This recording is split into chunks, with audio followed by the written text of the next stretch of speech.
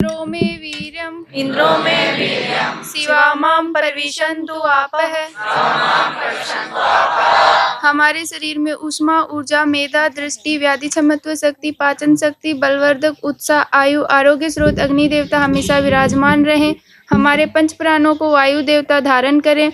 जगत आत्मा, जगत नियंता, विश्व आत्मा, परमात्मा भगवान विष्णु हमारे शरीर में बल का आदान करें, जिस बल के द्वारा हम लोकहित व लोक कल्याण में प्रवृत्त व पराक्रमी रह सके। इंद्र देवता हमारे शरीर में पराक्रम भरें, जिससे हम लोकहित में लगे रहें। हमारे शरीर में शुभकारी, हितकारी, मंगलकारी, आरोग्यकारी ही अंजल प्रवेश करे। यही हमारी भगवान से प्रार्थना है, यही हमारी भावना है, यही हमारी कामना है और यही हमारा प्रयास होना चाहिए। तो भगवान कहते हैं जो व्यक्ति कर्मेंद्रियों को समेट करके यास्ते मन सा, लेकिन इंद्रियों की चाय वही, मन की चाय वही रखता है। कोई पूड़ी दे जाए, कोई कपड़ा दे जाए, कोई ये दे जाए, एसी चाहिए मुझे रहने के लिए, अच्छा सा रूम चाहिए, अच्छा गद्दा चाहिए मखमल का, ये सब। तो इन जो कहते हैं अपने सुख के लिए मनसा इंद्रिय चरण, तो कहते हैं ऐसा व्यक्ति विमूढ़ात्मा, वो विमूढ़ात्मा है, वो महाआडंबरी है। विमूढ़ात्मा मिथ्याचारा सा उचित है। भगवान कहते हैं ऐसा परम पाखंडी है। कितना अच्छा खंडन किया, हर जगह बताया। इसलिए भगवान ने कहा कर्म योग करिए, आप लोक कल्याण के लिए कर्म करिए। आप जैसे बहुत बड़े महापुरुष, सब महापुरुष करते हैं, अच्छे महापुरुष सभी करते हैं। उनके लिए केवल छूट दिया जिसको समाज से कोई लेना देना नहीं है, बिल्कुल भी। किसी ने कपड़ा डाल दिया तो कपड़ा डाल दिया, किसी ने भोजन करा दिया तो करा दिया, किसी ने नहीं करा दिया तो नहीं करे। जंगल में पड़े हुए हैं, गुफाओं में पड़े हुए हैं। किसी ने नहला दिया तो नहा लिया, किसी ने नहीं नहला तो नहीं नहा लिया। फिर जिनको समाज से कोई लेना देना नहीं, कुछ भी नहीं चाहते, अपेक्षा रखते, अगर भोजन आपको चाहिए तो आपको कर्म करना पड़ेगा समाज के लिए। समाज कितना अच्छा, ये शास्त्र की यही विशेषता है। कल यहाँ तक हुआ था कि जितने भी इंद्रिय और उनके विषयों के संयोग से उत्पन्न होने वाले जितने भी सुख हैं, जिनको आप सुख मान लेते हो, आँख से देखा हमने किसी को, किसी वस्तु, किसी परिस्थिति को हम सुखी हो गए, लेकिन वो थोड़ी देर में टूट जाएगा, वो आपका सुख स्थायी नहीं रहेगा। तो कहते हैं सारे के सारे जो भी इंद्रियों और इंद्रियों के संयोग से उत्पन्न होने वाले जितने भी सुख हैं, वो सारे के सारे दुख ही होने, यहाँ सारे के सारे दुख देने वाले। जैसे ही उससे छूटेगा बस आपको पीड़ा शुरू हो जाएगी, आप व्याकुलता शुरू हो जाएगी। तो कहते हैं इसलिए क्योंकि आद्यंतवंता, वो सारे सारे अस्थायी है। तो कहते हैं न ते सुरमते बुधा, बुद्धिमान लोग जो होते हैं उसमें रमण नहीं करते हैं, उसमें आसक्त नहीं होते, चिपकते नहीं है, उसको मानते हैं कि नहीं अस्थायी है। अगला कितना अच्छा भगवान उपदेश करते हैं, बताइए। सकनो तीहैव यस्सोढुम प्राक् शरीर विमोक्षणात् काम क्रोधो धवम वेगम संयुक्तः स सुखी नरः। कहते हैं कि जो साधक, प्रत्येक एक साधक है, भगवान ने मानव जन्म इसलिए नहीं दिया है आप खाओ मौज करो चले जाओ, नहीं, अगला तैयार रहिए, अगला तैयार रहिए। गड़बड़ी मतलब जैसे किसी को सरकार ने भेज दिया कि हम आपको इतना फंड दिया, इतना वो दिया, गाड़ी दिया, घोड़ा दिया, जाओ विदेश में जाओ, इतना काम करके आओ, और 4 साल 5 साल बिता दिया, सारा पैसा लिया और नहीं तैयार किया तो क्या होगा? सरकार रिकवरी कर लेगी नहीं कहते, जेल में अलग डाल देगी। इसी तरह भगवान ने हमको भेज दिया, जाओ मानव शरीर दे दिया, तुमको सारी व्यवस्थाएं दे दिया, अब तुम अगला बना लो, अपना अगला मार्ग बना लो। नहीं करके जाएंगे तो फिर कहीं कुत्ता फिर बन जाओ तुम, फिर शुरू करो अपना, फिर शुरू करो बिल्ली कुत्ता, फिर 84 में घूमो। तो कहते हैं, तो इसलिए कहते हैं तो इसलिए मार्ग क्या दिया, सकनो तिहेव यह सोढुम प्राग शरीर, ये शरीर छूटने के पहले जो साधक मनुष्य शरीर के रहते रहते अपने कामनाओं, माने सांसारिक वासनाओं, कामनाओं और क्रोध पर और उससे उत्पन्न होने वाले वेग पर, वेगम सोढुम सकनोति, इनके वेग को सहन करने में सामर्थ्य लेने की आदत नहीं डाल लेता है कि काम का वेग आए उसको भी सहन कर जाए पहाड़ की तरह, क्रोध आया उसको ही वेग को सहन कर जाए, जैसे सहन करने में समर्थ हो जाता है। कहें स नरः युक्तः, वही व्यक्ति योगी की श्रेणी में आता है, स सुखी, वही सुखी को प्राप्त होता है, जो ये काम क्रोध जिसको विचलित नहीं कर पाते। इसी तरह अभ्यास केवल एकमात्र साधन है, भगवान नाम जप से आप धीरे धीरे करके उस ऊंचाई तक पहुंच सकते हैं। यो अंतः सुखोन्तरारामस्तथांतर जेतिरेव यः स योगी ब्रह्म निर्वाणम ब्रह्म भूतोधिगच्छति। कहते हैं जो व्यक्ति यह एवं अंतः सुखी, जो व्यक्ति अंतरात्मा में सुख का अनुभव करता हुआ अंतर आराम अपने अंदर ही अर्पण करता है, आनंद कहाँ प्राप्त करता है? अपने अंदर ही आनंद को प्राप्त करना सीख लेता है। दूसरे को देख करके कि मैंने रूप रस गंध शब्द स्पर्श जो इंद्रियों के विषय हैं उनको देख करके सुखी होने की आदत नहीं डालता। अपने अंदर भजन के द्वारा, ध्यान के द्वारा, योग के द्वारा जो आनंद प्राप्ति करने का मार्ग ढूंढ लेता है, तथा यह अंतर ज्योति वही अंतर ज्योति वाला हो जाता है। उसकी अंतर ज्योति धीरे धीरे प्रकाशित हो जाती है। सब्रह्मभूता वो परमात्मा में एक ही भाव से मिल जाता है। वही सांख्य योगी है। और ब्रह्म निर्वाणम अधिगच्छति, वो परम ब्रह्म, वो परब्रह्म को प्राप्त हो जाता है, परम शांति को प्राप्त कर लेता है। तीसरा है लभन्ते ब्रह्म निर्वाणम ऋषया क्षीण कलमसा छिन्न द्वैधा यतात्माना सर्वभूत हिते रताः। फिर कहते हैं उनकी स्थिति कैसे बन गई? क्षीण कलमसा, सारे विकार उसके नष्ट हो जाएंगे। पाप का मतलब विकार। क्षीण कलमसा, सारे उस जिनके विकार नष्ट हो गए हैं। छिन्न द्वैधा, जिनके सारे संदेह निवृत्त हो गए हैं, जिनके सारे संदेह निवृत्त हो गए हैं। और सर्वभूत हिते रताः, जिनका भाव ही बना कि संपूर्ण प्राणियों का हित। ऐसा यतात्मनः, जिनका जीता हुआ मन निश्चल स्वभाव से परमात्मा में स्थित हो जाता है, वही ऋषि है। ऋषयः, वही ब्रह्म निर्वाणम लभन्ते, वही ब्रह्म निर्वाण को प्राप्त कर लेते हैं। पद्मनाभ जी थे ना, पद्मनाभ जी इतने विद्वान हो गए थे, वो शांत नहीं थे। लेकिन छिन्न द्वैधा, वो छिन्न द्वैधा शांत नहीं थे। वो इतने बड़े विद्वान हो गए, सरस्वती का वरदान प्राप्त हो गया था ना उनको कि जिसके सामने खड़े हो जाओगे उसे वो परास्त कर दोगे। उस जमाने में 21 गाड़ियाँ चलाते थे वो। 21 गाड़ियों जिस विद्वान के यहाँ जाते थे उसको हरा करके सारी किताबें लाद देते थे। राज्य आश्रय प्राप्त था ही, राजा का आश्रय प्राप्त था, राजा गाड़ी उपलब्ध करा देता था, लड़ी बैल। और जब पहुँचे वहाँ तो बनारस में चुनौती देने के लिए, तो बनारस में वहाँ तो भगवान शिव की नगरी है। और तो वहाँ के लोग, वहाँ के जितने विद्वान से घबरा गए, बोले कि ये तो समस्या है, तो हमको हरा देगा। तो भगवान शंकर जी के पास पहुँचे, विश्वनाथ जी के पास प्रार्थना किया, वहाँ से आकाशवाणी हुई। उन्होंने कहा कि यहाँ पर कबीरदास जी हैं, कबीरदास जी हैं, इनको उसी के पास भेज देना, ये आएगा अगर। और तो सब लोग इकट्ठा हो गए कबीरदास जी के पास। सब कहें भैया हम तो शंकर जी का आदेश हुआ है, कबीरदास जी के पास चलो। कबीरदास जी के पास लेके पहुँच गए। कहना भाई शास्त्रार्थ करें। कहना अगर वो हार गए तो हम आपको विजय पत्र दे देंगे कि भैया हम हार गए सब।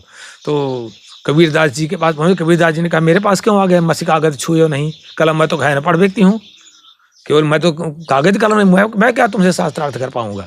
कह नहीं, भगवान पंडितों ने कहा विद्वानों के भैया भगवान शिव का आदेश हुआ है। तो कहें ठीक है भैया चलो।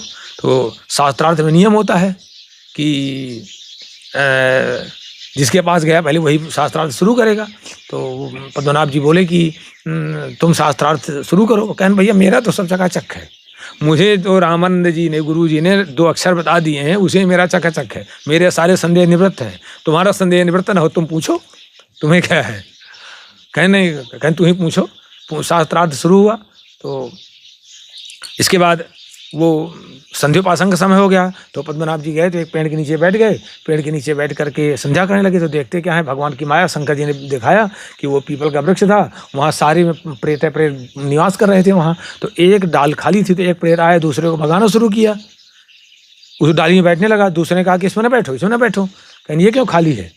फिर दूसरा आया, दूसरा कहा इसमें मत बैठो। तो कहा, प्रेत ने कहा कि ये डाली इसलिए खाली है कि हाँ पद्मनाभ नाम का ब्राह्मण है, वो सबको इतना अहंकार है, सबको पराजित करते घूमता है, सबको अपमान करते घूमता है वो, तो वो प्रेत होने वाला है, वो इसमें बैठेगा। तो उसको ज्ञान है, अरे कहने ये तो बड़ी समस्या बन जाएगी। मैं तो कहना हाँ कहने सबको अपमानित करता घूम रहा है अहंकार के कारण से। तो वहाँ से भागा, कबीरदास जी के चरण पकड़ लिए, कहने रास्ता बताइए। उसने कहा कि देखो तुम एक बताओ, तुम समझ के पढ़े हो कि पढ़ के समझे हो? बस इतना बताओ, तुम समझ के पढ़े हो कि पढ़ के समझे हो?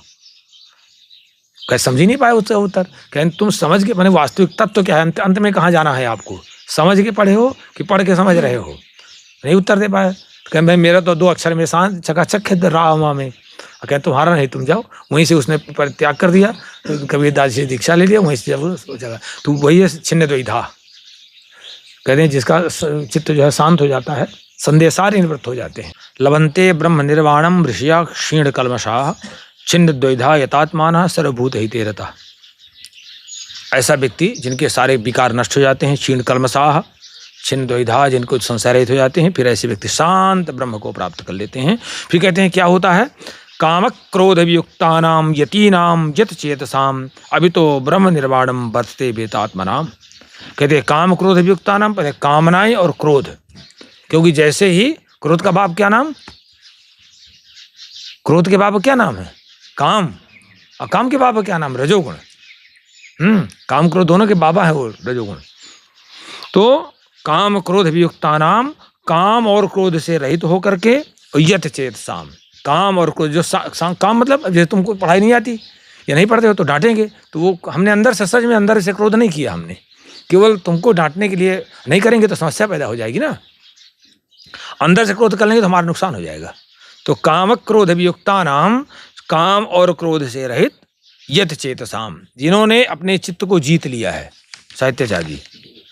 फिर और विदित आत्मा नाम, जिन्होंने अपने आप को जान लिया है। विदित आत्मा नाम, जिन्होंने अपने आप को जान लिया, मैं कौन हूँ, किसके लिए यहाँ आया हूँ, क्या मैं इसके लिए आया हूँ रोटी खाने के लिए बस, संसार में इसी तरह से मर जाने के लिए? नहीं, मैं क्यों आया हूँ यहाँ। भगवान ने मुझे केवल अंतिम अवसर दिया है। भगवान एक बार सबको अवसर दे देता है, सबको अवसर, अंतिम अवसर दिया है, तुम अपना जाकर के मुझे मिल जाओ, 84 से मुक्त हो जाओ।